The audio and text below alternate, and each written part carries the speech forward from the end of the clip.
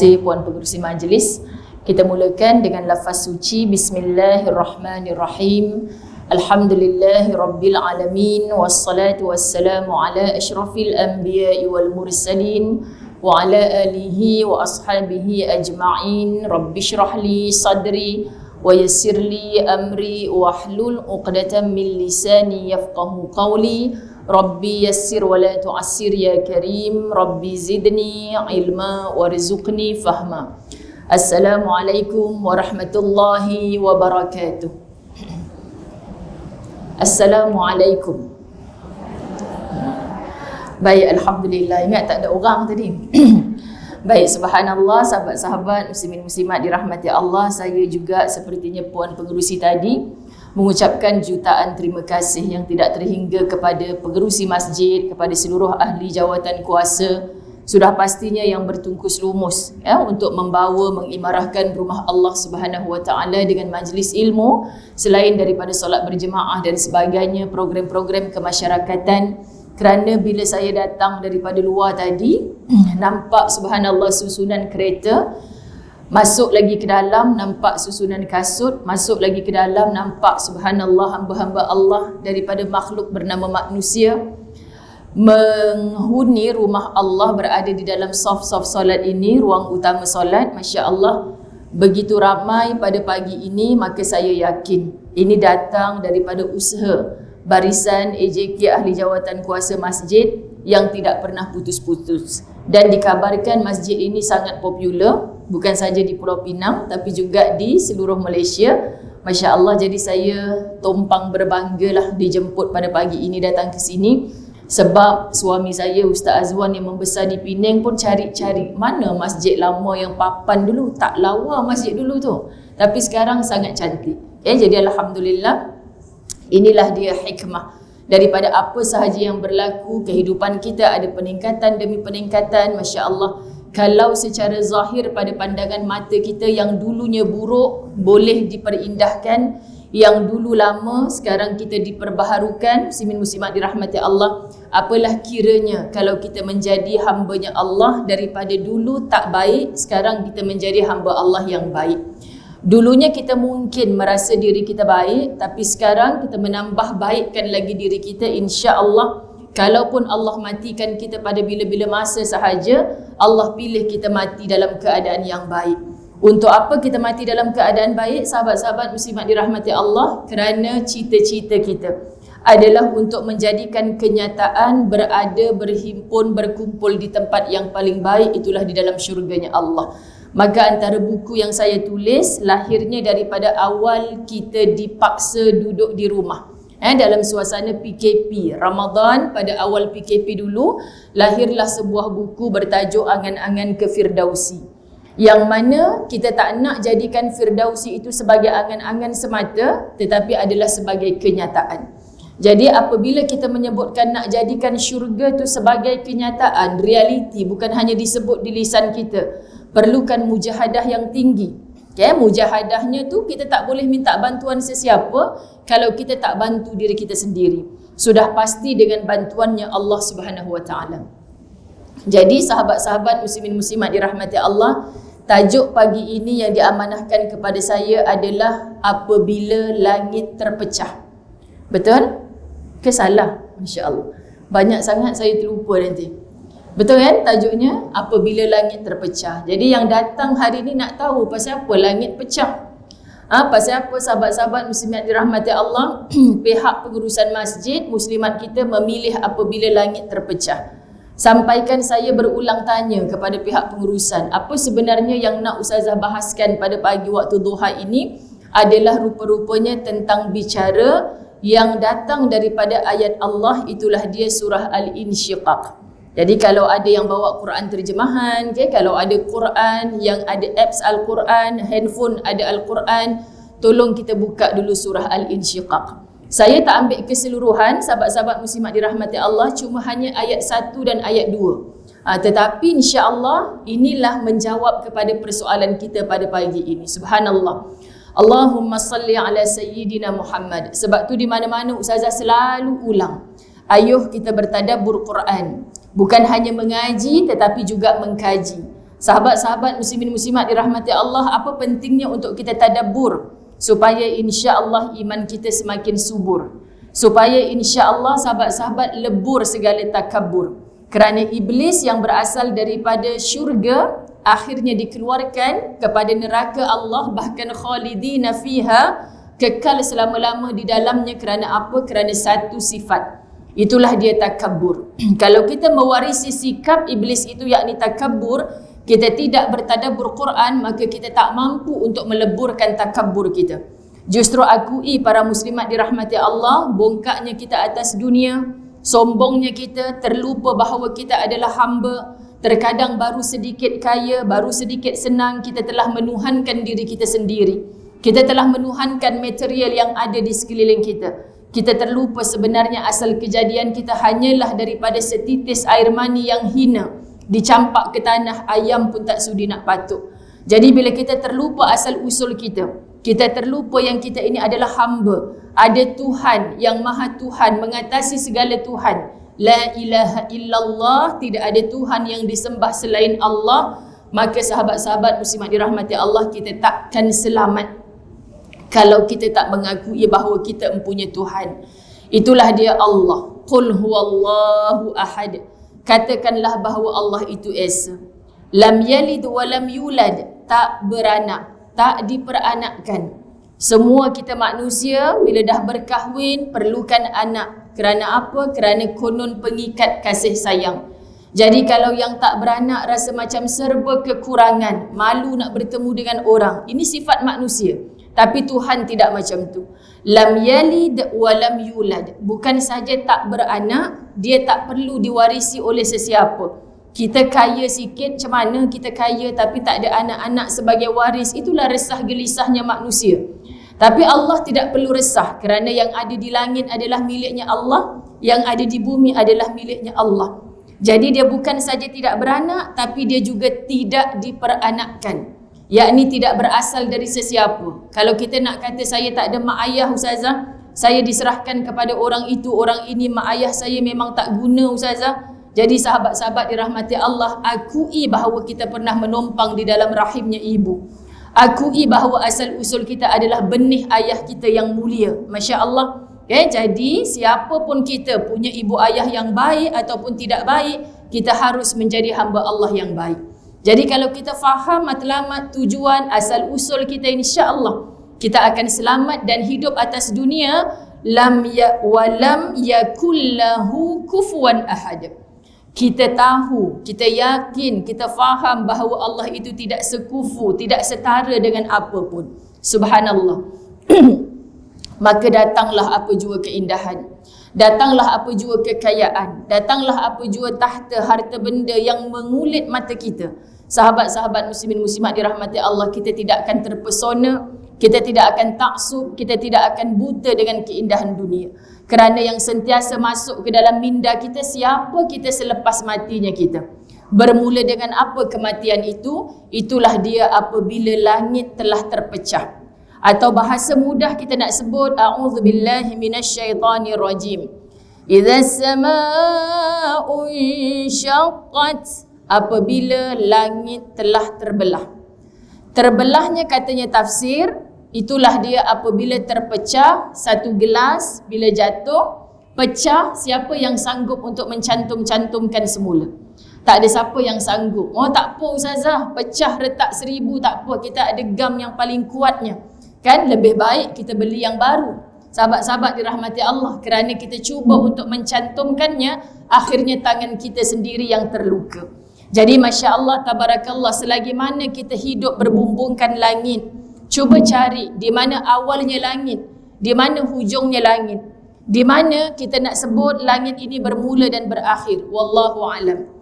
Saya selalu menggambarkan bila kita melihat daripada kecil dulu, antara bahan tontonan yang saya suka tengok di TV, ataupun sekali-sekala bapak saya gendong letak atas bahu ni, bawa tengok apa? Majlis perarakan Hari Kebangsaan.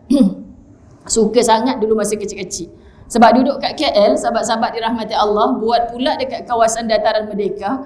Jadi itu dah rasa bahagia sungguh. Tak apalah mak bapak tak bawa ke mana-mana bercuti pakai modal yang tinggi pun. Tapi kalau setahun sekali dibawa tengok perarakan tu cukup seronok.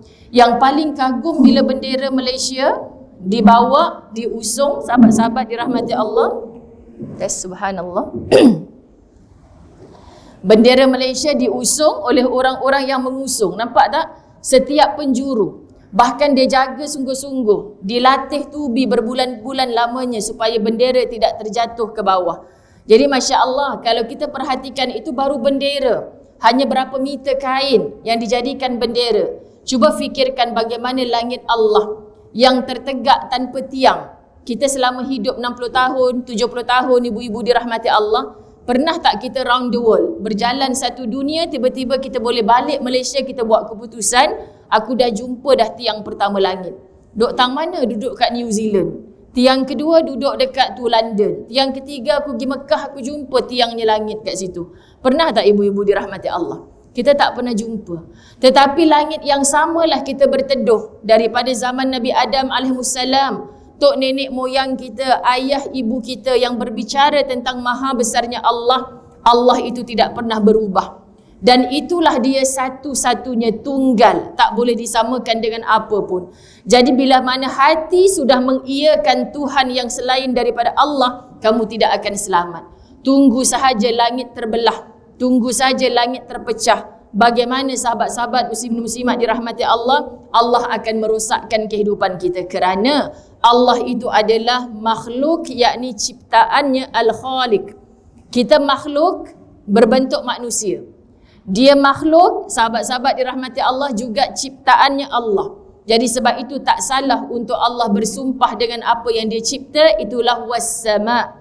Sahabat-sahabat dirahmati Allah, bila kita pandang kenapa seolah-olahnya Allah berbangga-bangga dengan ciptaannya. Itulah langit. Kerana tidak ada siapa yang boleh meniru bagaimana untuk mencipta langit yang kedua. Tak mungkin. Langit yang berlapis-lapis yang kita pandang, maha luasnya, maha besarnya, itu baru lapisan pertama, pandangan pertama.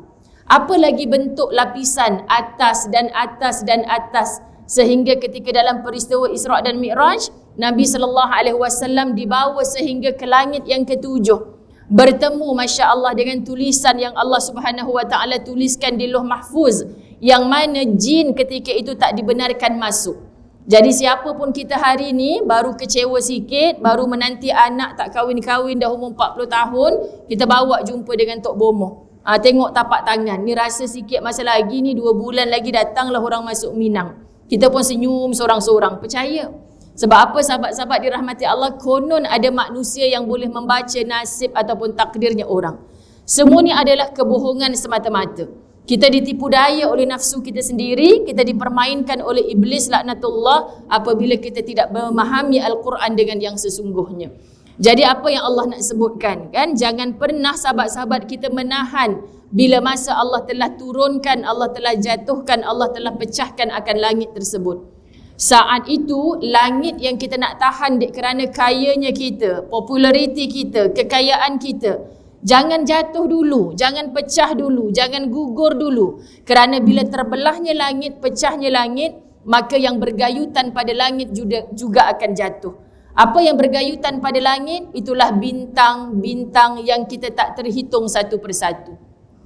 Masya Allah. Kalau di sini saya tak boleh nak buat gambaran sangat ya, tapi kadang-kadang saya pergi masjid, surau yang plaster ceiling ni, sahabat-sahabat dirahmati Allah, dia ada lampu yang bulat-bulat ataupun 4 segi, banyak dekat atas plaster ceiling ni. Tapi yang ni sebab masjid besar, lampunya besar lah, saya tak boleh nak gambarkan ini adalah sebagai bintang. So bayangkan, plaster ceiling ni adalah langitnya, tapi apa yang dipasang pada langit tersebut untuk melengkapkan penciptaan kesempurnaan Allah Subhanahu Wa Taala. Nak membuktikan bukan saja langit yang aku cipta, tetapi padanya ada bintang-bintang yang dipegang oleh siapa, diangkat oleh siapa, disentuh oleh siapa, oleh satu lagi makhluk Allah, itulah dia para malaikat Allah. Kalau kita hitung malaikat Allah tak terhitung. Bayangkan kalau satu bintang dipegang oleh satu malaikat. Tak pernah putus asa, tak pernah minta tukar kerja. Penatlah kerja pegang bintang ni, sampai bila aku nak bekerja ni? Kita je manusia yang selalu bosan. Kita buat kerja ni tak jadi, kita tukar kerja lain. Tidak ada jiwa istiqamah sahabat-sahabat dirahmati Allah. Tetapi malaikat Allah, bernamanya malaikat itu, Masya Allah, cukup taat setia kepada Allah, memegang dengan penuh kesetiaan. Tetapi bila mana ia lepaskan, apabila langit Allah itu telah terpecah, apabila langit Allah itu telah terbelah, jadi tempat dia berpegang, tempat dia berpaut itu sudah tidak ada, maka Allah Subhanahu wa taala kata inilah saat berakhirnya dunia. Allahu akbar. Saya minta maaf, ibu-ibu dengar ke suara saya dengan jelas? Sebab saya macam dengar balik suara saya, macam bergaul. Okey ke? Subhanallah, harap-harap yang dalam talian pun okey. Masya-Allah, Allahumma salli ala Muhammad. Baik. Kalimah insyaqqat daripada huruf shin, huruf qaf, huruf qaf. Apa maksudnya sahabat-sahabat dirahmati Allah? Terbelah. Terbelah maksud pecah. Jenis yang tak boleh disambung kembali. Jadi jangan harap bila langit itu terpecah, kita tak apalah sekejap je.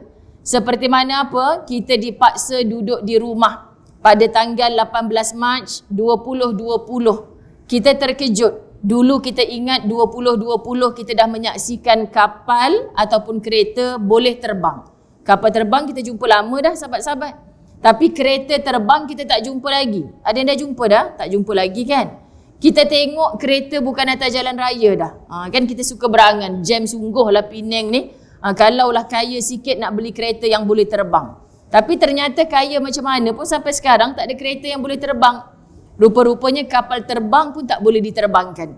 Sahabat-sahabat dirahmati Allah, ini yang kita saksikan tahun 2020. Dan sahabat-sahabat tahu apabila kejadian itu berlaku, hari pertama orang dah mula hubungi ustazah. Ustazah terasa macam nak kiamat sungguh lah ustazah. Ustazah rasa dah dekat dengan kiamat ke apa yang berlaku sekarang ni? Tidak ada jawapan pada mana-mana ustaz-ustazah kerana Nabi SAW pun tak ada jawapan bila hari kiamat akan berlaku. Jadi bila sahabat sibuk bertanya, bila ya Rasulullah, bagi tahu tarikhnya bila. Hari ni kita Google kan tarikh kiamat. Kita jumpa tarikh apa yang keluar? Tarikh kita meninggal dunia, kita tak jumpa sahabat-sahabat dirahmati Allah kerana Allah tak pernah beritahu kepada baginda Nabi SAW. Sebab menjadi kewajipan bagi Rasulullah sallallahu alaihi wasallam sama juga dengan rasul-rasul yang terdahulu, sifat tabligh, yakni apa yang datang daripada Allah wajib untuk diamalkan pada dirinya sendiri dan wajib juga untuk para rasul ni menyebarkan kepada umatnya, kaumnya. Jadi kalau Nabi sallallahu alaihi wasallam tidak tahu mengenainya, kenapa Nabi nak buat-buat tahu? Didesak oleh para sahabat, bagi tahulah dengan kami ya Rasulullah bila tarikh kiamat. Jangan sibuk bertanya tentang tarikh kiamat, tetapi sibuk bertanya tentang diri kita dah buat persiapan ke tidak akan kiamat. Jadi langit terpecah ini sahabat-sahabat, kita nak set dalam minda kita bahawa kiamat itu pasti akan berlaku. Apa buktinya ustazah? Ayat-ayat Allah Subhanahu wa taala dalam Quran, sahabat-sahabat dirahmati Allah, bukan menceritakan apabila langit terbelah sahaja. Kenapa langit akan terbelah? Wa adzinat li rabbiha wa huqqat, kerana langit itu patuh kepada Tuhannya dan sudah semestinya langit itu patuh. Apa maksud ayat sudah semestinya langit itu patuh? Makna yang namanya makhluk adalah sangat pelik kalau tidak ikut perintah Al-Khaliq. Faham ya? Kita makhluk, manusia, tapi tak merasa diri bertuhan. Tak merasa dipandang oleh Allah yang maha melihat.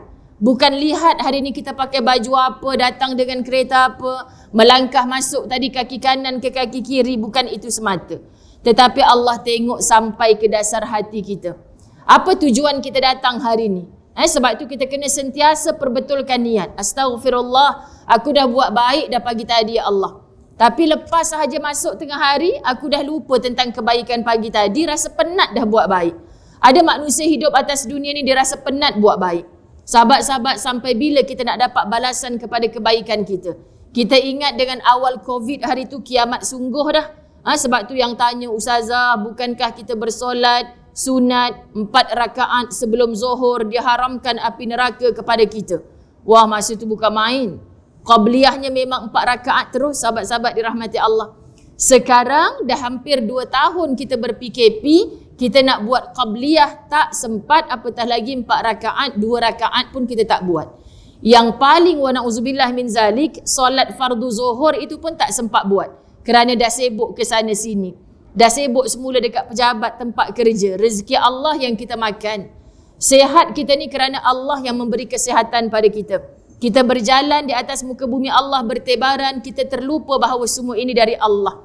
Tetapi kita tidak mahu menyungkurkan dahi kita, meletakkan di atas lantai, ya di sana ada makhluk-makhluk yang menghina. Begini rupanya manusia menyembah Tuhannya. Ada agama lain yang mentertawakan kita. Apa yang dia sembah? Depan Tuhannya dinding, mana Tuhannya? Tetapi kita tak pernah rasa terhina kerana Allah memberitahu kepada Muhammad sallallahu alaihi wasallam, orang yang dalam keadaan sujud itu adalah orang yang paling hampir dengan Tuhannya. Jadi kalau hidup atas dunia tidak mau bersujud kepada Allah, itulah manusia yang paling jauh dengan Allah. Walaupun zikirnya 10,000 kali sehari, beristighfar banyak, level macam aku ni tak payah sembahyang dah. Cukuplah zikir 10,000 sekali dah mengangkat darjat aku di sisi Allah. Tidak ada namanya orang Islam berakal, sahabat-sahabat dirahmati Allah, yang kita dikategorikan sebagai orang yang tak perlu solat. Tak ada. Semua kita, level mana pun kita, kluster mana pun kita disuruh menyembah Allah dengan sesungguh-sungguhnya. Allahu Akbar, sahabat-sahabat dirahmati Allah. Bila mana kita tak cukup dengan suratul Insyiqaq, okay, mari sama-sama kita bertadabbur daripada 6 ayat Quran yang menceritakan tentang kiamat itu pasti akan berlaku. Jangan sampai bila mana datangnya pecahnya langit di depan mata kita dan kita hari ini mencabar-cabar Allah. Ya Allah, panjangkan umurku, sampaikan usiaku untuk melihat langit itu pecah di depan mataku.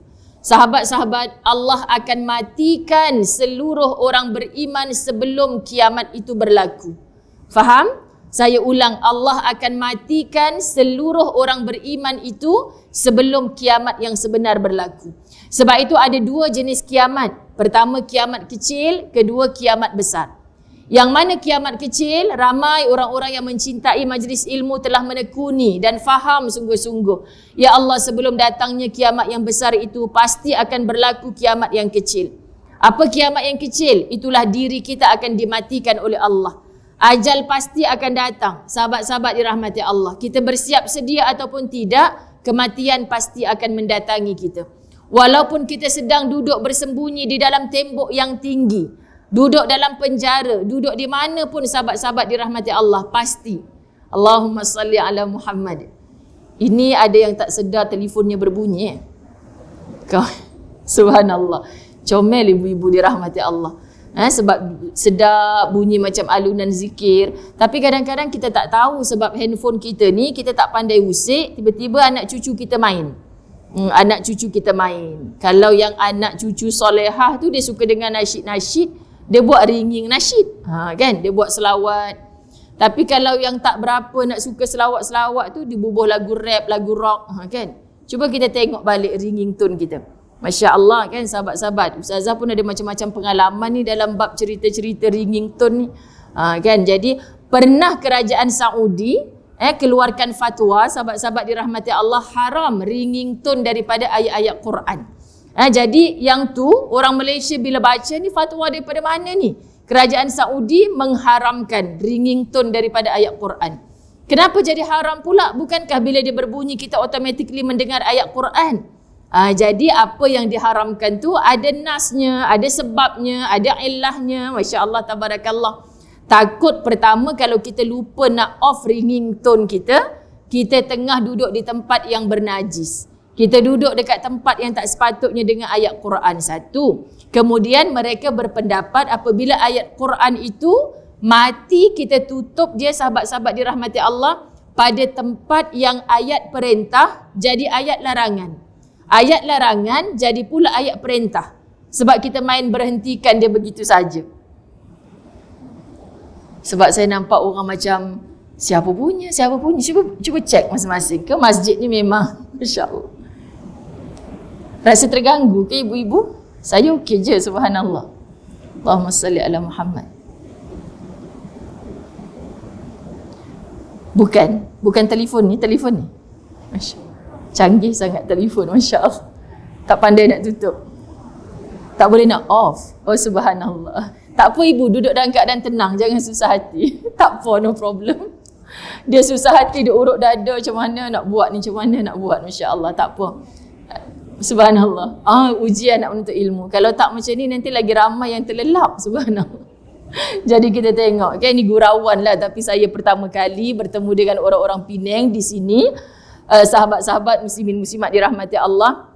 Bukan nak berkuliah sangat kalau pertama kali jumpa ni, tapi lebih untuk mencantum ukhuwah. Okay, saya biasa pimpin program-program Qiyamul Lail. Bila kita nak buat solat tasbih malam hari, sahabat-sahabat dirahmati Allah, kita pun pesan, kan. Kita pesan lah, ni kalau yang dengar kuliah online Ustazah, dia tahu dah cerita ni. Kita pesan, tolong offkan handphone. Dah off dah Ustazah, berapa kali nak cakap? Kan, saya tak pasti kalau ada anak-anak muda yang pandai ni, cuba iyakan atau salahkan apa yang mokcik-mokcik bagi tahu Ustazah. Mokcik-mokcik kata, Ustazah, kalau ringing kita boleh off. Tapi kalau alam, kalau kita off handphone pun, dia akan berbunyi. Saya kata, ya ke kak? Tak pula saya rasa, kan?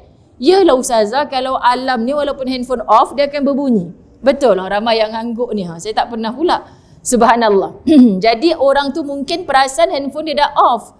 Tapi sebab dia tekan alam, mak dia nak pergi rehlah dengan Ustazah pula. Ni mama ni nak Qiyamul Lail pukul 4 pagi, nanti mesti mama tak terjaga ni. Jadi kakak dah ubah dah ringing dia, alam dia macam mana. Jadi pada satu kejadian, sahabat-sahabat dirahmati Allah, itulah dia apabila malam kejadian kita baru dengan khusyuknya mengangkat takbir. Niat ni berqiyamul lail, nak solat tasbih sungguh-sungguh dengan bacaan subhanallah, alhamdulillah, wa la ilaha illallah, Allahu akbar. Tiba-tiba dengar bunyi siren yang begitu kuat. Saya dah lah malam pertama duduk dekat hotel tu. Bunyi siren yang begitu kuat. Rupa-rupanya bunyi apa tu, bunyi apa? Rupanya menjerit-jerit alam handphone dia, wake up, wake up, wake up. Kan? Lepas tu dia diam sekejap, wake up lagi. Kita dah sujud, saya pun dah mula, apa benda ni ke? Ada emergency dekat hotel ni pukul 4 pagi, suram lampu, sahabat-sahabat dirahmati Allah. Kemudian bila kita sujud, elok je dahi cecah ke lantai, dia jerit lagi, wake up, lagi kuat. Bayangkan, mujurlah kuat sikit iman kan. Kalau iman tak kuat, memang saya dah lari dah. Jadi nak ceritanya, dia suruh solat, kan. Jadi kita kata tu bunyi alam, kita dah off handphone. Jadi Masya Allah, tabarakallah, ibu-ibu yang tak faham perkara ni tak payah risau. Cumanya bagi tahu dengan anak cucu, kamu jangan main-main ni, mak nak pergi duduk dekat masjid ramai-ramai orang, nanti ganggu orang lain. Jadi siapa kita, dan sampai hari ni peristiwa tu saya tak cari, saya tak tanya siapa pemilik handphone yang berbunyi tu. Sebab kita faham rasa orang tu, dia bukan nak macam tu, tapi dia tak tahu. Allah sendiri bila orang tak tahu, tak dihukumkan berdosa atau bersalah. Tapi Allah suruh kita cari ilmu, sahabat-sahabat dirahmati Allah. Saya yang konon nampak segala online, nampak macam terror sangat, pun tak reti sangat. Jadi ibu jangan susah hati sangat. Okay, yang ni saya tahu telefon siapa sebab duduk depan Ustazah sungguh-sungguh. Okay, yang cerita hari tu saya tak tahu soft keberapa punya handphone. Saya tak tanya pun jemaah yang ramai-ramai tu, handphone siapa malam tadi, sampai sekarang saya tak tahu. Tapi ada pelajaran. Jadi pelajarannya apa? Bila mana kita rasa terganggu dalam solat, bila mana kita rasa perlu membatalkan solat. Contoh kan sahabat-sahabat, adakah kita boleh tiba-tiba saja membatalkan solat kita?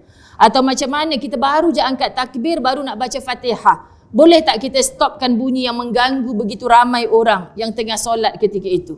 Jadi Ustazah dah biasa dengan keadaan macam tu, teruskan saja solat. Sebab tu saya tanya, ibu-ibu rasa terganggu ke? Kalau tak rasa terganggu, kita teruskan saja. Jadi tuan badan cukup risau, susah hati, takut, Ustazah tak perlu minta maaf. Sebab perkara macam ni, sahabat-sahabat dirahmati Allah, kadang-kadang di luar jangka. Dan saya biasa bawa jemaah umrah Mekah Madinah. Sebelum PKP dulu, saya biasa je bawa jemaah untuk solat tasbih dekat depan ruang hadap dataran Kaabah. Sahabat-sahabat, kalau kita datang pukul 2 pagi, 2:30 pagi, tak ada larangan. Kita nak pimpin, okey, sama ada nak buat secara berjamaah ataupun sendiri. Kadang ada yang pergi buat umrah tu tak pernah buat sama sekali seumur hidup solat sunat tahajud. Jadi sempat kita untuk bagi sedikit macam mana kaifiat cara-cara untuk menunaikan solat. Kalau buat secara jamaah pula pimpinan, mereka pelik lepas solat. Contoh 20 orang saya bawa, dalam 20 orang ni ada yang mengomel tak berhenti mulut. Kenapalah ustazah bising sangat, malam-malam pun nak buat kerja mereka ni. Kan? Duk kelentang, kelentung. Tak senang saya nak solat, tak khusyuk. Tiba-tiba ada orang, ada bunyi ke tadi? Jadi Ustazah Zai belajar di situ, ada orang yang boleh khusyuk dalam solat walaupun pelbagai datang di keliling dia. Ada orang sahabat-sahabat dirahmati Allah, sikit bunyi pun dia terganggu. Jadi sebelum kita menyalahkan segala bunyi yang datang, siapa aku yang sedang menyembah Allah ni? Macam mana kita nak menjemput khusyuk dalam solat kita? So sebenarnya sahabat-sahabat semua manusia tak sama. Jadi alangkah indahnya bila kita hidup ni menjadi manusia yang sentiasa berlapang dada. Okey, boleh terima ke? Bunyi dah berhenti ke belum? Dah berhenti. Mujur lagunya lagu selawat sedap.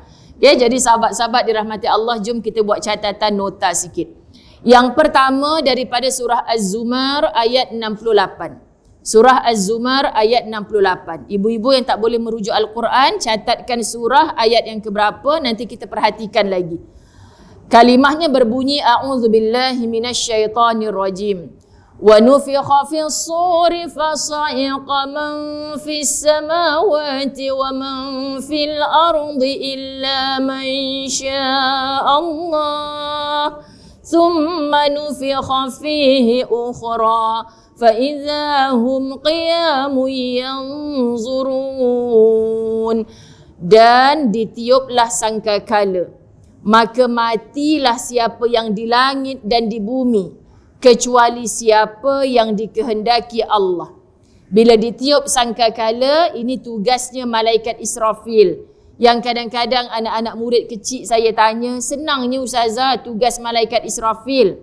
2 kali je seumur kali dihidupkan, 2 kali je.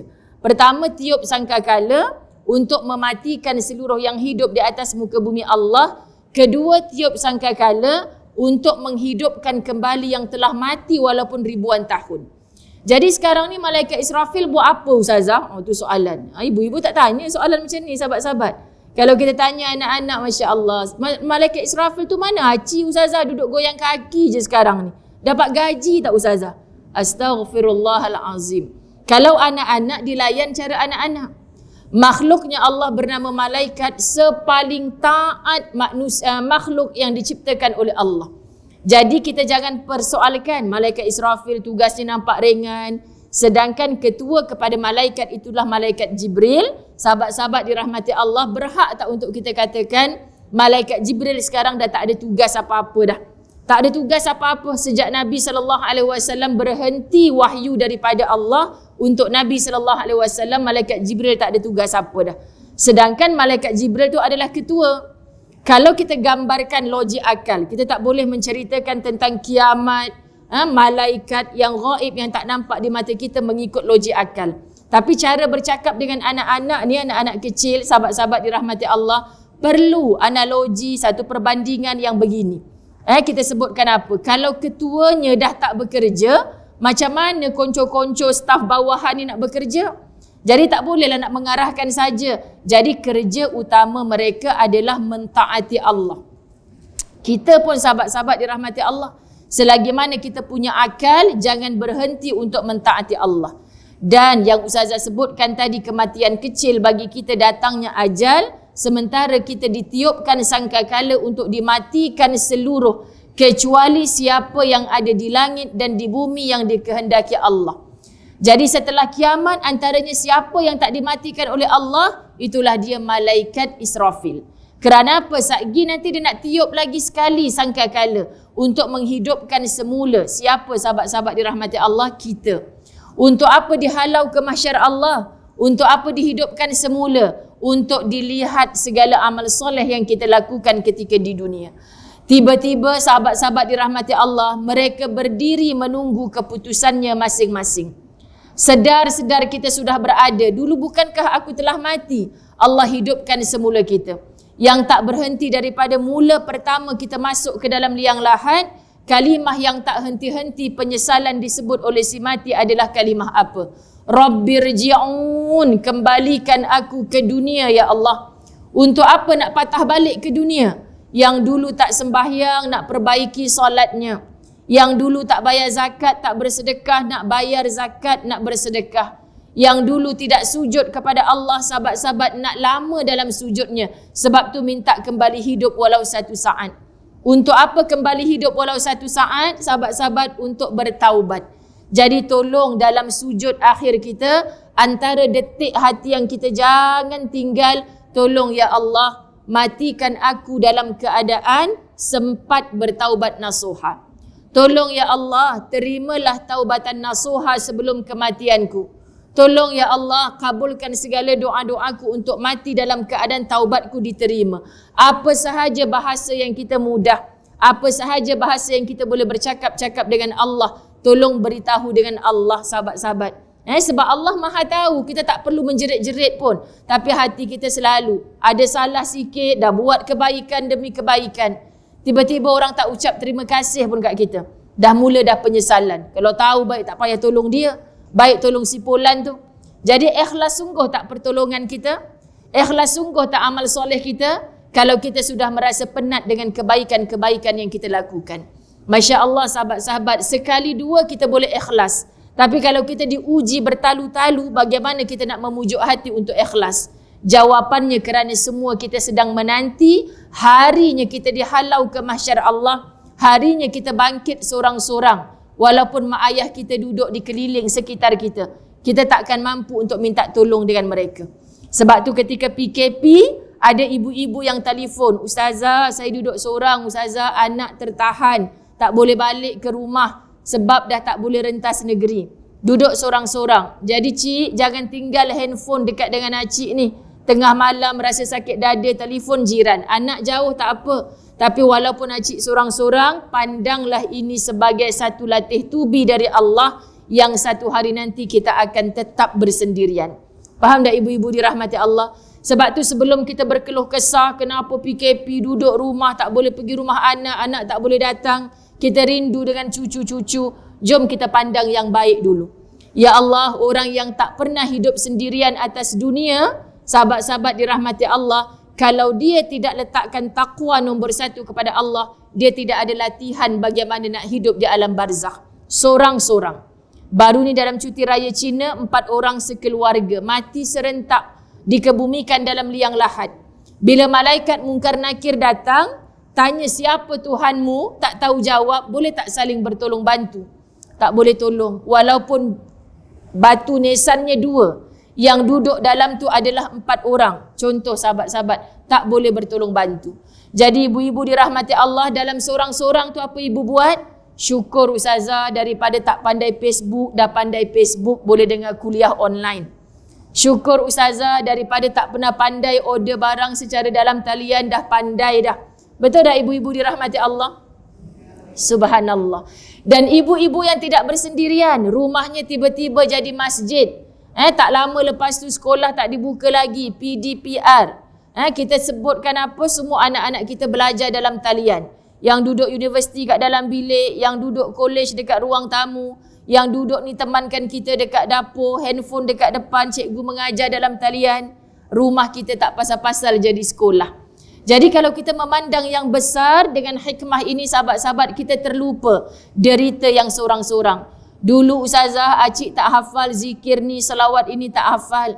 Nak hafal selawat tafrijiyah tu Ustazah bertahun-tahun tak hafal. Tapi sebab duduk rumah seorang-seorang, hari-hari dengar, tengok tulisan, bila ustaz syarahkan tentang kelebihannya, saya jadi hafal hanya dengan 2 minggu duduk di rumah. Nampak tak ibu-ibu dirahmati Allah? Cari yang baik, kita akan terlupa keburukan-keburukan atau musibah yang datang. Allahu Akbar. Sebelum tarikhnya ajal kita sampai, sebelum langit terbelah, terpecah, sahabat-sahabat dirahmati Allah, tolong banyak mencari hikmah di sebalik musibah yang Allah hantarkan kepada kita. Itu pertama. Kedua, kita pandang suratul Qari'ah ayat 1 hingga ayat 5. A'udzu billahi minasyaitonir rajim. Al-Qari'ah, mal-Qari'ah, wa ma adraka mal-Qari'ah, yauma yakunun nasu kal-farashil mabthus, wa takunul jibalu kal-'ihnil manfush. Allahu Akbar. Ni yang tudung-tudung merah ni semua Quran di hatiku. Pinang warna merah kan? Kalau salah baca tegur saya, ibu-ibu dirahmati Allah, Masya Allah. Kalau Quran di hatiku ni tak boleh lawan dah sahabat-sahabat dirahmati Allah. Saya buat program di mana rumah-rumah ngaji di Melaka. Rumah ngaji sahabat-sahabat dirahmati Allah. Saya sebut pada mereka, ni rumah siapa asal usul ni? Rumah arwah sekian-sekian Ustazah, Alhamdulillah. Kan ramai orang-orang peninggalan rumah ibu ayahnya dibuat rumah ngaji. Sahabat-sahabat dirahmati Allah. Jadi saya sebut bagus sungguh rumah ni rajin mengaji. Dah rumahnya ngaji. Tapi tuannya ngaji ke tidak? Tu kan? Kita buat sahabat-sahabat dirahmati Allah rumah ngaji, madrasah, ma'ahad, semuanya isinya Quran. Tetapi kita tidak hidup dengan Al-Quran tersebut. Ini satu parah, satu penyakit yang berbahaya. Jadi kita tengok suratul Qari'ah. Al-Qari'ah ini adalah salah satu daripada nama kiamat. Kita jumpa nama kiamat ni sahabat-sahabat dirahmati Allah dengan pelbagai nama dalam Quran. Antaranya adalah Al-Qiyamah. Saat yang menceritakan tentang langit pecah tu jugalah. Bila kita sebutkan dalam insyiqaq tadi, dia akan berulang dalam surah lain. Jadi hari kiamat, bila Allah Subhanahu Wa Taala datangkan pula ayat yang kedua, Mal Qari'ah. Kenapa Allah bertanya? Allah yang sebut kiamat, tiba-tiba Allah tanya, apakah kiamat itu? Apakah Al-Qari'ah? Jadi kita boleh menempelak kalau kita tak belajar tafsir, kita kata Allah ni maha tahu. Katanya, tetapi dah bagi tahu tentang Al-Qari'ah, dia tanya pula Mal Qari'ah. Ini sifatnya Allah Ar-Rahman, sifatnya Allah Ar-Rahim. Allah bukan tak tahu, Allah maha tahu. Tetapi bila Allah bertanya, menunjukkan inilah kasih sayangnya Allah. Jadi ibu-ibu dirahmati Allah, jangan pernah kita memperlekehkan kasih sayangnya Allah. Allah dah tak sayang aku ni, apa yang aku doa semuanya tak dapat. Orang tu nak apa semuanya dapat. Sahabat-sahabat dirahmati Allah, ini kesilapan yang besar. Jadi tujuan Allah bertanya dan Allah jawab, ini menunjukkan kasihnya sang pencipta kepada yang dicipta. Kita baru mengandungkan anak-anak kita, baru merasa membesarkan seketika. Sahabat-sahabat, kita dah sering bertanya dengan anak-anak, Long buat apa dekat pejabat? Kalaulah anak tu sedikit kurang ajar dengan kita, Mama dah tahu orang pergi kerja, mestilah buat kerja, Ma. Takkanlah goreng mi pula kat tempat kerja. Kita kata sabar je lah anak aku ni. Budak kecil macam tu juga, kita ambil kat pagar sekolah. Anak ibu belajar apa hari ni sayang? Kan ibu yang susun jadual pagi tadi, matematik, bahasa Inggeris. Itulah yang cikgu ajar. Itulah yang kakak buat dekat sekolah. Betul tak ibu-ibu dirahmati Allah? Kenapa ibu bertanya? Kerana ibu masih ada kasih sayang. Jangan sampai Allah membiarkan kita. Dan cara bicaranya Allah dengan kita, sahabat-sahabat dirahmati Allah, adalah dengan menghantarkan ujian. Selagi mana kita hidup, ujian takkan berhenti. Jadi ayat ni nak menceritakan, tolong faham, walaupun menceritakan tentang waktu yang sangat kritikal. Itulah kiamat yang paling kita takuti, tapi Allah nak bercerita kepada kita betapa Allah sangat prihatin kepada seluruh hamba-Nya. Tahukah kamu apa hari kiamat itu? Pada hari itu manusia seperti anai-anai yang bertebaran dan gunung-gunung seperti bulu-bulu yang dihamburkan. Masya Allah, para imam kita yang faham ayat ini, sahabat-sahabat, bila sebut kalimah yaum, itulah maksud cerita pasal hari kiamat. Hari kiamat yang gambaran utama tadi langit terpecah. Hari kiamat yang gambaran utama tadi semua kita sudah tidak mengenal. Mak ayah duduk di sisi pun kita tak boleh minta tolong. Subhanallah, katanya ayat ini, yauma yakunun nasu kal farashil mabsus. Bergetar suara orang yang faham Quran bila membaca. Imam-imam Masjidil Haram akan menangis, teresak-esak suaranya. Kerana apa, sahabat-sahabat dirahmati Allah? Kita seperti kelkatu yang berterbangan, seperti anai-anai. Kenapa disebutkan jenis makhluk Allah yang halus, yang sayapnya, sahabat-sahabat dirahmati Allah, mudah gugur, mudah jatuh ke atas lantai? Kita tengok macam mana mereka berterbangan mencari cahaya, seperti berlaga antara satu sama lain. Yang jatuh kelihatan di mata kita adalah sayapnya yang berhamburan. Ini menunjukkan binatang ini adalah binatang kecil yang sangat halus, yang tak mampu berbuat apa-apa. Jadi kita yang tubuh besar ni, kita rasa macam sahabat-sahabat dirahmati Allah hebat sangat, menghentak-hentakkan kaki di dunia, lambang kesombongan hidup. Tetapi mereka, sahabat-sahabat dirahmati Allah, menyedari bahawa mereka ini adalah makhluk yang sangat lemah. Jadi tak ubah kamu ada pangkat, ada kedudukan, ada harta ketika di dunia, bila datangnya satu al-yaum, hari kiamat itu kamu akan berterbangan, bertebaran seperti mana kelekatu yang mencari-cari arah. Jatuhnya adalah sayap-sayap yang telah terpisah daripada jasadnya. Allahu Akbar. Dan watakunul jibalu kal ahnil manfush. Gunung-gunung seperti bulu yang dihambur-hamburkan. Ketika hidup di dunia, kita nampak nak pergi berjalan. Kenapa sanggup pergi tempat jauh-jauh, berjalan kaki, mendaki gunung yang tinggi, semata-mata nak nampak view yang sangat cantik. Semata-mata nak rasa bangga. Kita berkongsi orang lain tak sampai dekat puncak gunung ni, kita sampai. Rupa-rupanya gunung yang begitu besar, sahabat-sahabat dirahmati Allah, akhirnya nanti tak ubah seperti bulu-bulu yang berterbangan. Kita nak basuh kapet kita. Kita nak jemur sekejap di ruang yang panas. Sahabat-sahabat dirahmati Allah, kita ambil apa kalau yang mudahlah tanpa vacuum yang canggih-canggih ni, kita tepuk-tepuk dia. Kita nampak tak habuk-habuk yang berhamburan tu? Boleh tak kita pegang dengan tangan? Sahabat-sahabat dirahmati Allah, tak boleh.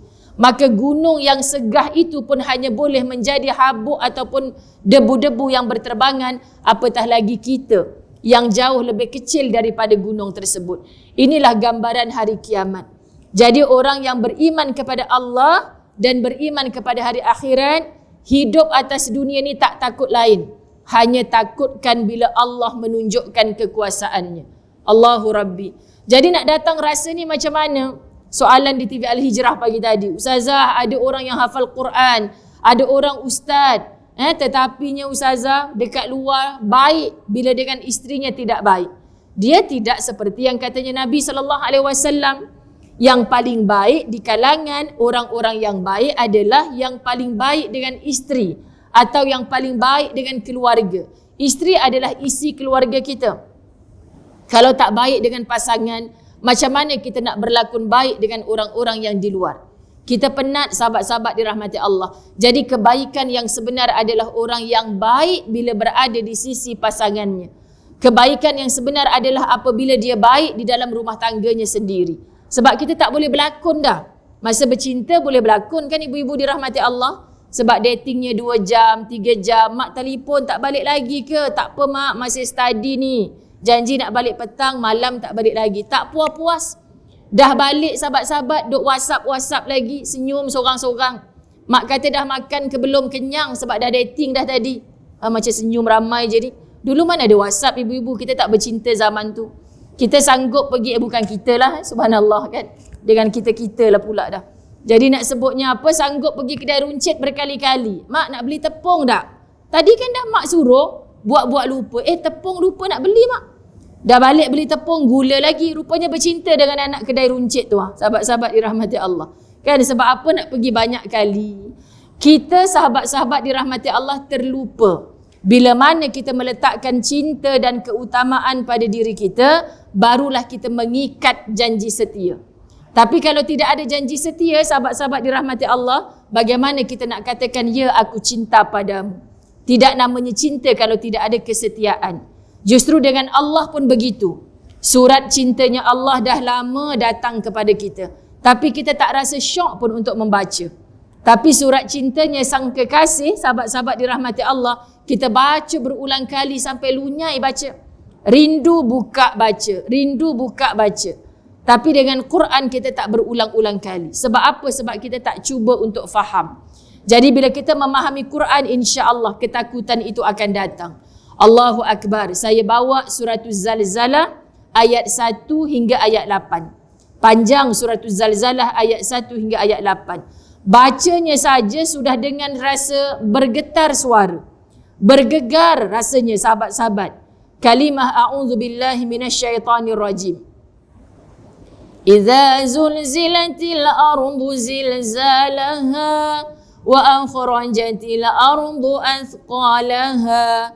2 ayat pemulanya apabila bumi digoncangkan dengan goncangan yang dahsyat dan bumi telah mengeluarkan beban-beban berat yang dikandungnya dan manusia bertanya, mengapa bumi menjadi begini? Masya Allah, saya biasa bawa jemaah ke Aceh, sahabat-sahabat dirahmati Allah, melihat bagaimana tsunami, kesan-kesannya yang boleh kita lihat dengan mata. Allahu Akbar, sahabat-sahabat dirahmati Allah. Mereka menyatakan apa ketika gegaran berlaku ustazah? Kami semua bertanya-tanya, apa ini? Adakah sudah kiamat? gempa biasa ataupun gempa luar biasa. Ini yang keluar di lisan mereka. Maknanya semua kita akan bertanya-tanya bila datangnya hari kiamat. Jadi sekarang kita tak pernah melalui. Kita baru datang satu fasa kecil, di negara ini berlaku gempa bumi, di tempat ini berlaku kesusahan, di tempat ini berlaku penderitaan. Adakah ini kiamat yang Allah nak tunjukkan kepada kita? Tak. Belum lagi berlaku kiamat yang sebenar. Tetapi Quran datang memberi penjelas kepada kita. Pada hari itu bumi menceritakan beritanya. Kerana sesungguhnya Tuhanmu telah memerintahkan yang sedemikian itu kepadanya. Pada hari itu manusia keluar dari kuburnya dalam keadaan yang bermacam-macam, supaya diperlihatkan kepada mereka balasan pekerjaan mereka. Allahu Akbar. Kenapa ada yang bangkit dengan tempang kakinya sebelah? Kenapa ada yang bangkit lidahnya terjelir keluar? Kenapa ada yang bangkit dengan wajah seperti kera? Kenapa ada yang bangkit dulu matanya celik tapi akhirnya di mahsyar matanya buta? Sahabat-sahabat, kamu dibangkitkan dengan siapa kamu ketika di dunia.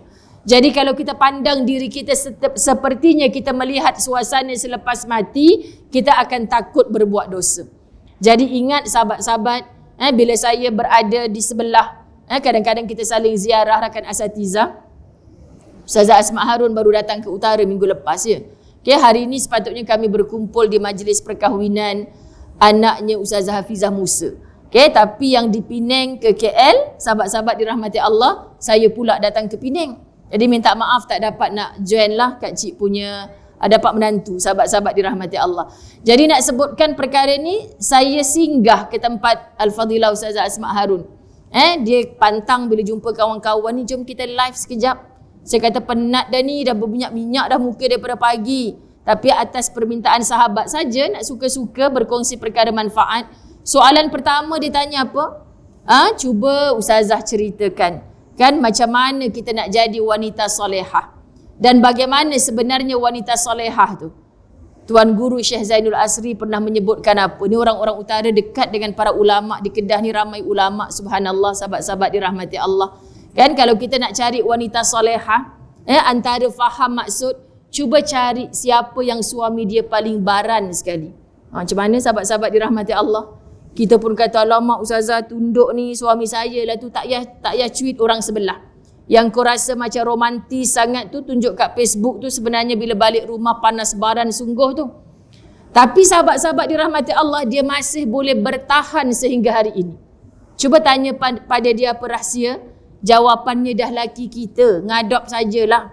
Faham ke tak faham? Kan? Takkan kita nak left group pula suami kita, sahabat-sahabat. Jadi yang masih bertahan dengan takdirnya Allah berjodoh dengan orang macam tu, cuba belajar daripada dia. Inilah sebenarnya wanita salihah. Tidak ada keluh kesah, halu'a, jazu'a, manu'a, tidak ada. Jadi apabila kita berhenti daripada keluh kesah, itulah sebenarnya cara mudah untuk mendapatkan title salihah. Sahabat-sahabat, manusia hari ini tidak tahan dengan ujian. Manusia hari ini tak boleh diusik kehidupannya. Maka apabila berlaku ujian, cengkaman hidup, mereka angkat kaki, tinggalkan sahaja. Sanggup kadang-kadang anak ditinggalkan. Kenapa anak ditinggalkan, ibu-ibu dirahmati Allah? Kerana dia merasa beban. Ni pagi tadi dalam TV Al-Hijrah cerita sahabat-sahabat, sanggup tinggalkan anak kerana isteri berlaku curang. Jadi bila dah dewasa, dah tua, baru ibu ni bertaubat kepada Allah. Bapa pula mengajar, jangan pergi dekat mak, sebab mak kamu tu dulu perempuan jahat.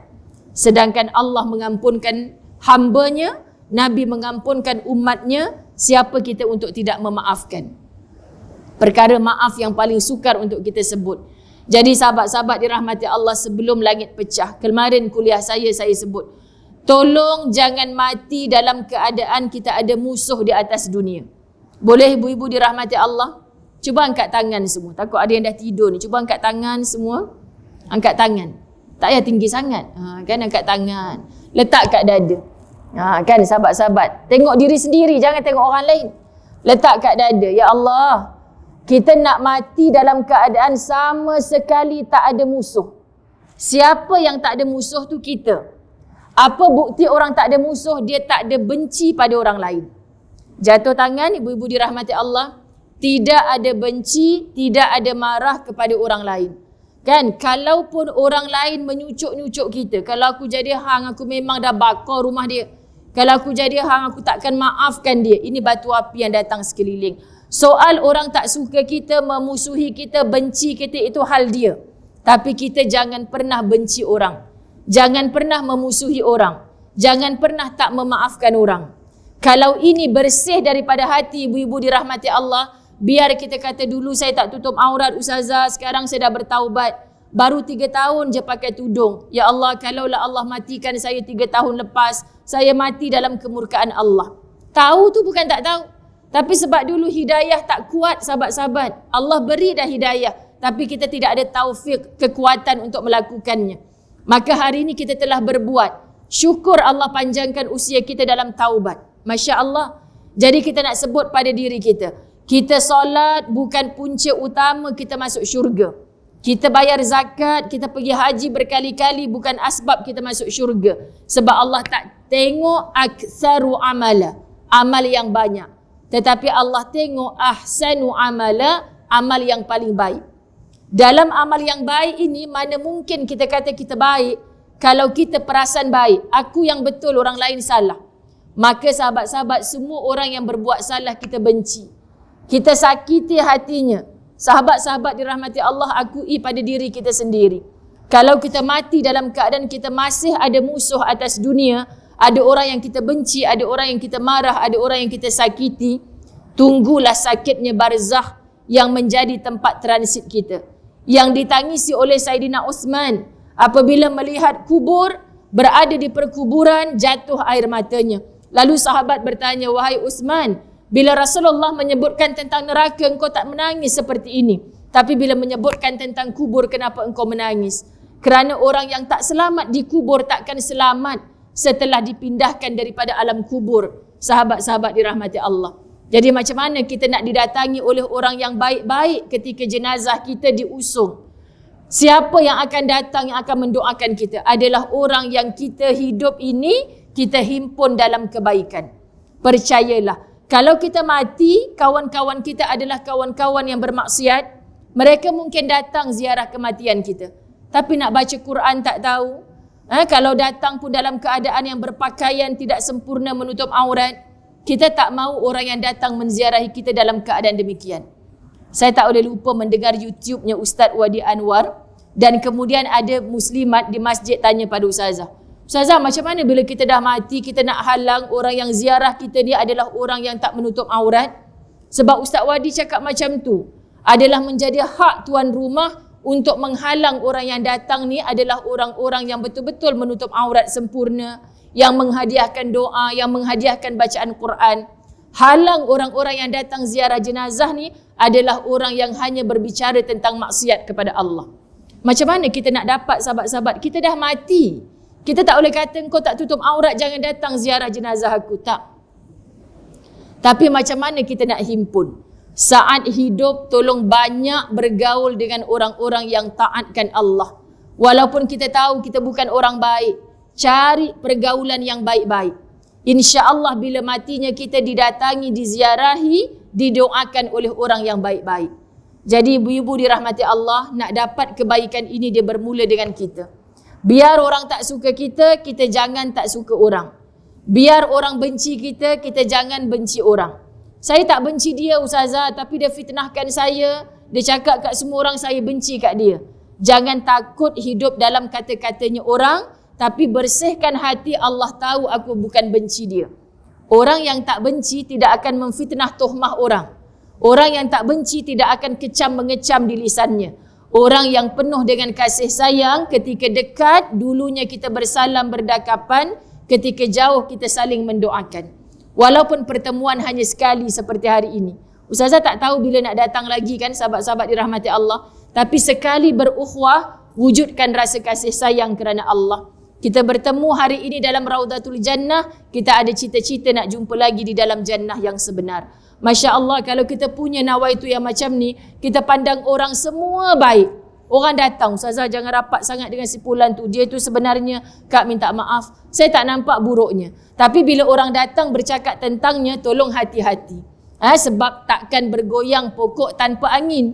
Bukan untuk kita canangkan keburukannya, tetapi untuk kita berwaspada, berhati-hati. Sahabat-sahabat dirahmati Allah, panduan hidup jelas. Sebab sebelum kita menantinya langit terpecah, terbelah di hadapan mata kita, sesungguhnya jaminan Allah orang beriman akan dimatikan dulu supaya tidak terkejut dengan kejadian kiamat yang menakutkan. Bayangkan kiamat yang menakutkan, unta yang sedang bunting pun boleh gugur kandungan dengan serta-merta. Katanya para ulama, sahabat-sahabat, rahim yang paling kuat antaranya adalah rahimnya unta.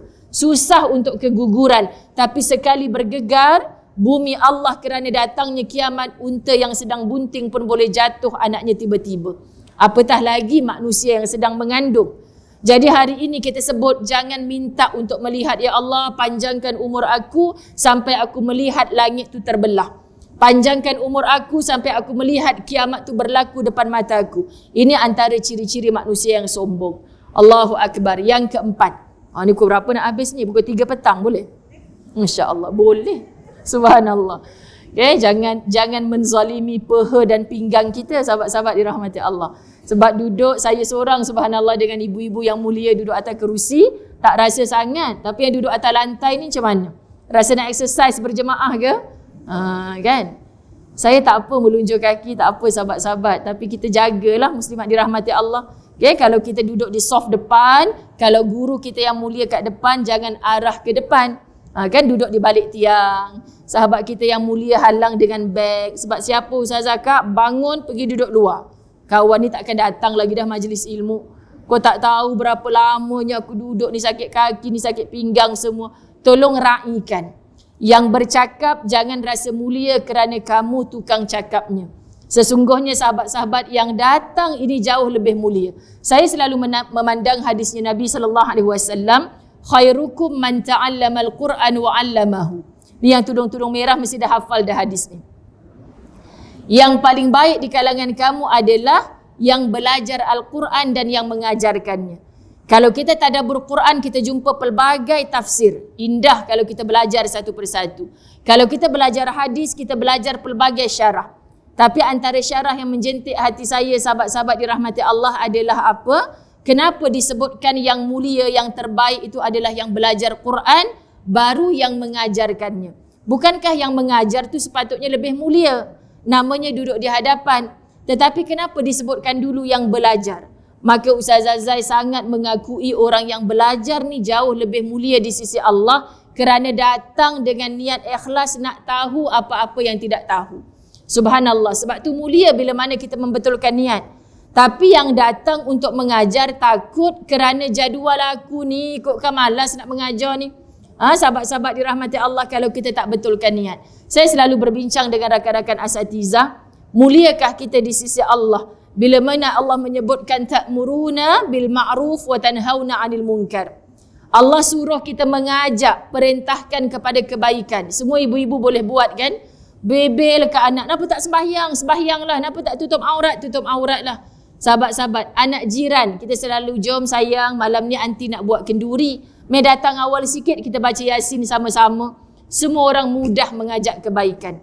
Tetapi untuk mencegah kemungkaran, termasuk rakan-rakan pendakwah, saya akui sahabat-sahabat, pernah tak kita ketuk pintu rumah jiran? Kak, selagi anak akak tak pakai tudung, tolong jangan bagi keluar. Neraka ni tempat. Boleh tak cakap dengan jiran macam tu, sahabat-sahabat? Kita rasa macam kita nak duduk seperti kera sumbang ke? Kita tak mampu buat macam tu. Ada kaedah lain untuk kita melembutkan hatinya. Ada kaedah lain untuk kita berbicara dengan lebih mulia. Maka sahabat-sahabat jangan pernah menghina orang lain yang kita nampak macam belum baik. Kerana mungkin matinya dia jauh lebih baik daripada kita. Hatta terkadang orang yang belajar jauh lebih mulia daripada orang yang mengajar. Jadi saya sangat bersyukur dapat berhimpun dengan ramai muslimat di utara tanah air pada pagi ini kerana apa? Saya bertemu dengan orang-orang yang mulia. Dimuliakan Allah. Jadi tak perlu lama ibu-ibu dirahmati Allah. Ustazah kata pukul 3 petang, boleh tak? Jangan, kan suami dekat rumah mana tak balik-balik, aku lapar ni. Kan? Jadi kalau jadi isteri yang macam ni dinanti oleh suami, kita tak balik-balik lagi, jangan rasa solehah sangat ibu-ibu dirahmati Allah. Kan sebab tanggungjawab kita tu di sana. Suami bagi izin dah pukul berapa kuliah? 9.30, 10.30. takut jam, takut kawan ajak minum bang, paling lewat pun pukul 12 lah. Jangan sampai pukul 1. Kadang-kadang kita yang cari isu sahabat-sahabat dirahmati Allah, tapi mengadu dekat ustazah, suami saya tu tak boleh pakai ustazah. Rupanya siapa punca? Kan sebab tu kuliah dengan Ustazah Zai, pimai-pimai tang tu kita pula yang rasa dilempang. Bukan suami kita yang kena. Ustazah ni selalu diskriminasi. Orang perempuan je yang kena, orang lelaki tak kena. Tak, sahabat-sahabat. Yang salah di sisi Allah tetap salah. Jom kita ambil lagi satu ayat surah Al-Ahzab 63. A'udzu billahi minasyaitonir rajim. Yas'alukan nasu 'anis sa'ah qul innama 'ilmuha 'indallah wa ma yudrika la'alla as-sa'ata takunu qariba. Manusia bertanya kepadamu tentang as-sa'ah. Sahabat-sahabat, tadi kita belajar hari kiamat namanya juga Al-Qari'ah. Sekarang nama hari kiamat juga adalah As-Sa'ah. As-Sa'ah, sahabat-sahabat dirahmati Allah, salah satu daripada nama kiamat. Katanya Allah, katakanlah sesungguhnya pengetahuan tentang hari berbangkit, yakni hari kiamat itu hanya di sisi Allah. Ini jawapan bila orang bertanya, bila kiamat? Tsunami dah berlaku, pandemik COVID dah berlaku, tapi tak kiamat-kiamat pun lagi ustazah. Allahu Akbar. Kita mencabar Allah, sahabat-sahabat. Dan tahukah kamu wahai Muhammad, boleh jadi hari berbangkit itu sudah dekat waktunya. Maksud daripada zaman Nabi Muhammad menerima ayat ini, Allah dah cakap macam tu.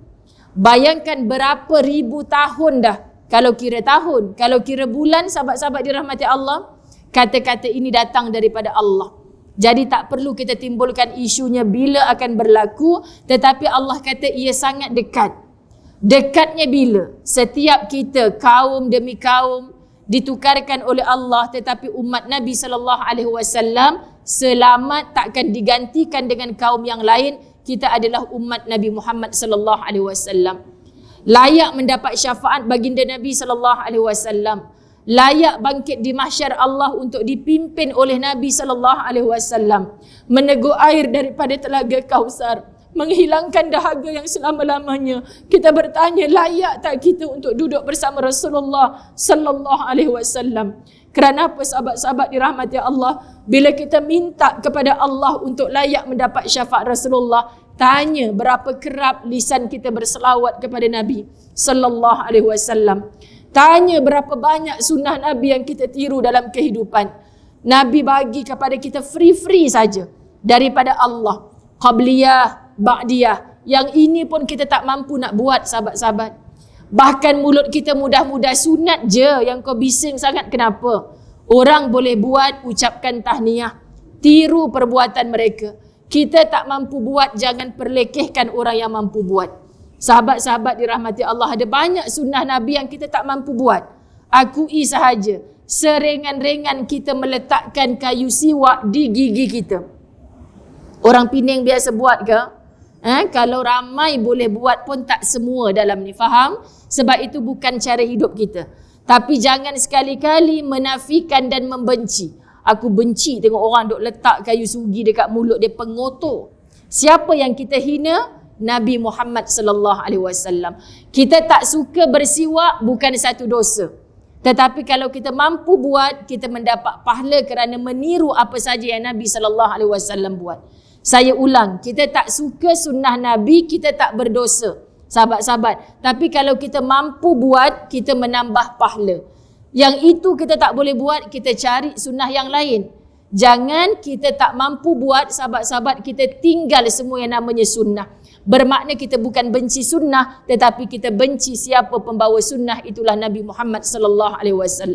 Sebab itu sebab dada bila kita menyatakan Nabi Muhammad diperlekehkan. Kita duk kata sahabat-sahabat bila dengar orang kafir lukis gambar Nabi, campakkan wajah Nabi, nama Nabi dalam tandas di flash, kita marah. Beramai-ramai naik spanduk, jangan caci maki Nabi Muhammad, itu Rasul kami. Kemudian berlaung azan, Allahu Akbar, Allahu Akbar, hayya ala salah, ajak kita solat. Bertempiaran, masuk masjid pun tidak. Solat berjemaah pun kita tak suka, sahabat-sahabat dirahmati Allah. Jadi sunnah Nabi yang mana kita nak ikut?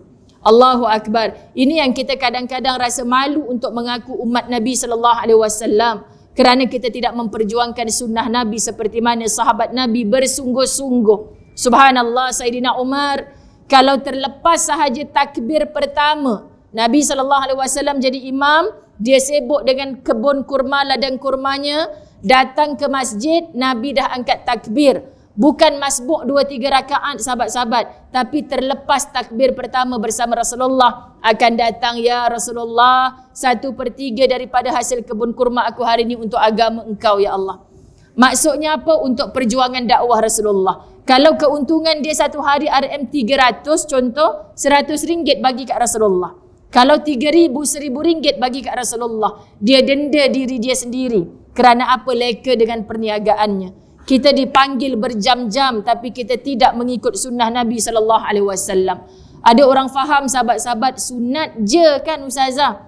Iyalah dalam bab zikir, dalam bab kita berselawat, dalam bab kita melakukan ketaatan yang sunat. Tetapi sahabat-sahabat, solat yakni perkara-perkara yang ada dalam rukun iman, rukun Islam, itu juga adalah sunnah dalam hal-hal yang wajib. Jadi bezakan yang mana sunnah, yang mana sunat. Sunat je ustazah.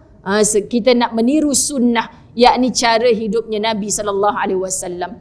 Bagaimana Nabi dengan perkara-perkara wajib, bagaimana Nabi dengan perkara-perkara sunat, bagaimana Nabi dengan perkara-perkara haram. Bila Allah kata haram, walaupun nafsunya suka, Nabi akan paksa diri untuk tinggal. Ini yang ditiru oleh sahabat radhiyallahu anhum. Subhanallah sahabat-sahabat. Terakhir kita ambil suratul Hajj ayat yang ke-7. A'udzu billahi minasyaitonir rajim. Wa anna as-sa'ata atiyatun la raiba fiha wa anna Allaha yab'atsu man fil qubur. Dan sesungguhnya hari kiamat itu pastilah datang. La raiba fiha, tak ada keraguan padanya. Ibu-ibu dirahmati Allah, hari ini cuba jawab dengan suara kita. Kita gemakan masjid ni, Masya Allah. Yakin tak kita bahawa as-sa'ah, yakni hari kiamat tu pasti datang, ibu-ibu dirahmati Allah? Yakin tak kita ibu-ibu dirahmati Allah? Yakin. Orang yang yakin mendorong dirinya untuk taat kepada saat itu didatangkan oleh Allah. Kalau bukan kiamat yang menghancurkan, yang membelah langit, memecahkan langit, tetapi saat kita dimatikan oleh Allah. Yang tadi kata susah ustazah, lepas kuliah saya kemarin, ada orang datang dekat meja, ustazah, akak dulu ber-BFF dengan si Fulan. Akak tak tahu salah satu benda je hari ni semua dia block nombor akak, unfriend akak. Adakah akak ni orang yang putus silaturahim? Saya tanya satu soalan, akak benci dia tak di hati? Tak ustazah, dia sahabat saya daripada zaman sekolah. Tapi dah tak boleh dihubungi. Nampak nama saya pakai nombor telefon lain. Saya bersuara saja, dia dah blok saya, tak nak dengar suara saya. Sahabat-sahabat dirahmati Allah, jangan kita tertipu. Kalau kita tak suka orang, kita unfriend. Unfriend ni maksud orang yang putus silaturahim kan ustazah. Itulah dia banyak sangat ber-Facebook, ber-IG, bermedia sosial sahabat-sahabat. Kenapa kita unfriend orang kadang-kadang? Kerana bila kita buka, kita rasa mata kita berdosa. Sahabat-sahabat dirahmati Allah. Jadi kita yang berhak memisahkan mana antah, mana beras. Kita bukan perasan baik sahabat-sahabat, tapi untuk mendorong diri kita melakukan kebaikan. Asal buka je media sosial, kita nampak benda yang baik. Jom solat di awal waktu, jom kita berselawat 100 kali sehari. Kita rasa tak banyak, sedikit tersentak. Ya Allah, hari ni dah pukul 10 pagi. Aku tak selawat sekali pun lagi. Mujur aku buka rakan aku ni punya status hari ni. Jom berselawat 100 kali. Dan itulah paling kurang Allahumma salli ala Sayyidina Muhammad. Betul tak sahabat-sahabat dirahmati Allah? Jadi tanya pada diri aku ni, yakin ke tidak kiamat tu pasti datang? Yakin. Tak ada keraguan padanya dan bahawasanya Allah membangkitkan semua orang di dalam kubur. Sahabat-sahabat, ya, kematian itu pasti. Kalau orang kafir ada masalah, dia boleh bunuh diri serta-merta, wa na'udzubillah min zalik, sebab dia kecewa dengan hidupnya. Ini takkan berlaku kepada orang beriman. Sebab orang beriman tahu mati dalam keadaan putus asa dia baik puluhan tahun tapi dia mati dalam keadaan putus asa, maka haramlah syurga untuknya. Dia akan menjadi ahli neraka. Maka tidak beriman namanya kalau orang mati dalam keputusasaan.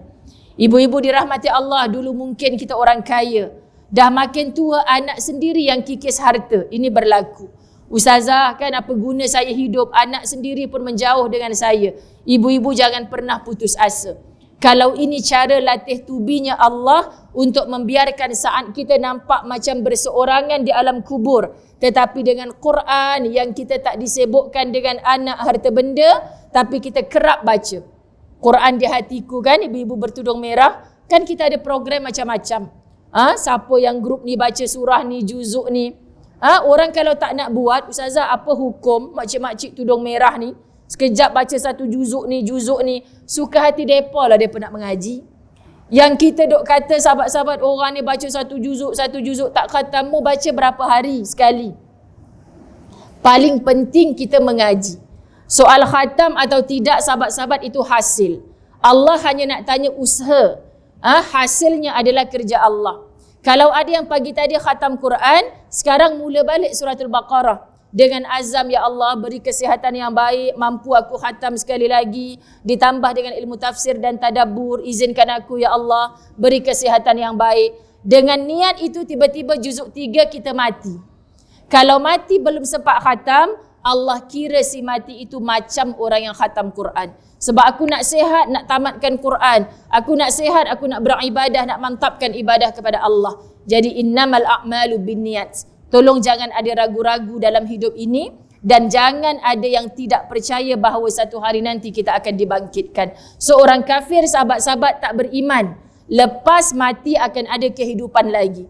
Dari zaman Nabi dulu. Tapi kita yakin lepas mati akan ada kehidupan lagi. Jadi jangan takut dengan mati. Tapi takut dengan apa? Siapa aku selepas dibangkitkan kembali. Nak berdiri di mahsyar Allah, sahabat-sahabat. Sebab tu saya selalu mengajak seluruh muslimat khususnya, aminkan doa yang ustazah rasa, wahai Allah, ampunkan dosa-dosa pasangan suamiku ya Allah. Berikan mereka petunjuk, hidayah dan taufikmu. Kerana apa sahabat-sahabat? Terpikul di atas bahu suami kita pelbagai tanggungjawab. Kalau isterinya bermaksiat, dia tidak tegur, itulah dayus namanya. Sahabat-sahabat kita kalau duk sebut orang lelaki dayus kan main. Tu lepas bini dia basuh kain tu, laki yang sidai, dayus lah tu ustazah. Kan duduk di bawah telunjuk isteri. Tak tahulah isteri bagi makan apa.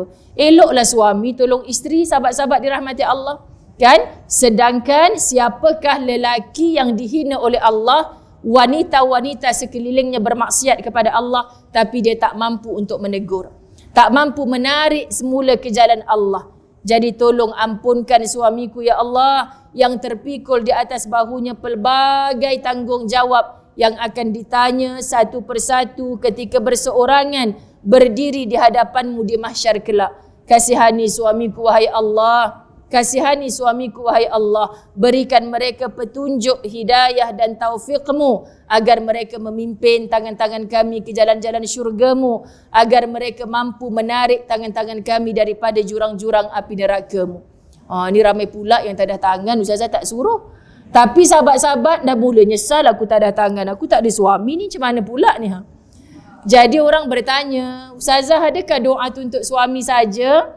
Kalau yang tidak bersuami, sahabat-sahabat, lelaki-lelaki yang melindungi kita, ayah kita mudah-mudahan syurga. Nak pastikan ayah ke syurga, kita mesti menjadi anak yang baik. Sebab kesian ayah selangkah nak masuk ke syurga, dulu kamu membiarkan anakmu berjoget-joget depan TikTok.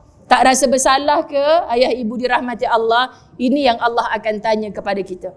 Ini baru tahun 2022. Bayangkan cabaran yang dahsyat untuk 10-20 tahun akan datang. Jika hidup tanpa iman, jika hidup tanpa mempercayai bahawa langit yang kita junjung pun akan pecah. Langit yang kita junjung pun akan runtuh. Langit yang kita junjung pun akan terbelah. Apatah lagi orang yang berlindung di bawah langit tersebut. Jadi sahabat-sahabat, moga Allah tunjukkan jalan keluar dari setiap permasalahan. Moga Allah pimpin hati kita kepada perkara-perkara yang penuh dengan kebenaran. Jadi ketepikan semua soal-soal dunia kalau merasa diri tidak bertuhan. Maka tolong hidup atas dunia walau berat mana segala ujian. InsyaAllah pilihlah berdamai dengan takdir. Pasti kita tergolong di kalangan orang beruntung dan orang yang menang. Tapi kalau kita memilih berperang dengan takdir yang Allah berikan, kitalah yang akan kalah dan kitalah yang akan tewas. Itulah dia kerugian yang sebenar. Jadi ampun maaf zahir batin. Terima kasih atas pertemuan perhimpunan kita pada pagi ini, sahabat-sahabat. Saya sayang semua kerana Allah dalam perpisahan yang sementara ini. Jom kita saling mendoakan. Jumpa ustazah kat mana-mana, jangan segan nak tegur. Orang Penang kata segan pi bagan, betul tak? Sahabat-sahabat dirahmati Allah. Saya lagi rasa segan kalau saya datang satu tempat pasal apa tak ada orang nak tegur. Jadi saya seronok sahabat-sahabat berukhuwah dengan anda yang tak tersebut satu-satu namanya, khususnya kepada pengurusan masjid, kepada AJK, Quran di hatiku, siapa sahaja yang bersama-sama kita pada hari ini. Saya sayang semua kerana Allah. Jom kita niatkan kita jumpa lagi di dalam jannah Allah yang sebenar. Amin. Wabillahi taufiq wal hidayah. Assalamualaikum warahmatullahi wabarakatuh.